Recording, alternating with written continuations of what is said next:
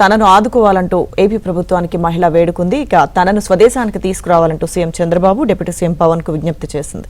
తిరుపతి జిల్లా పాకాల మండలం కావలివారిపాలెంకి చెందిన పొలకల సుజాత బతుకుతెరువు కోసం ఓ ఏజెంట్ ద్వారా మస్కట్ వెళ్లింది. అక్కడ 4 నెలలుగా అనారోగ్యంతో బాధపడుతోంది. గత కొన్ని నెలలుగా జీతం కూడా ఇవ్వకపోవడంతో తన పరిస్థితి దయనీయంగా మారిందని సుజాత సెల్ఫీ వీడియోలో ఆవేదన వ్యక్తం చేసింది. సీఎం చంద్రబాబు నాయుడు గారు, లోకేష్ గారు, పవన్ కళ్యాణ్ సార్, నా పేరు పొలకల సుజాత. నాకు 2 బిడ్డలు.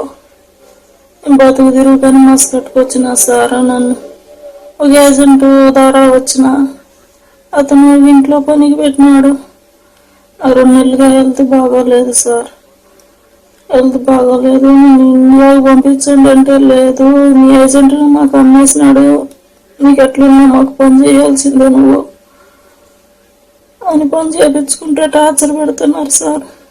అన్న ఎమ్మెల్యే నాని అన్న ప్లీజ్ అన్నా నీ కాళ్ళు పట్టుకుంటాను ఇండియాకి రప్పించన్నా అన్న, టార్చర్ పెట్టేస్తున్నారన్నా ప్లీజ్ అన్నా నీకు దండం పెడతాను ఇండియాకి రప్పించన్నా.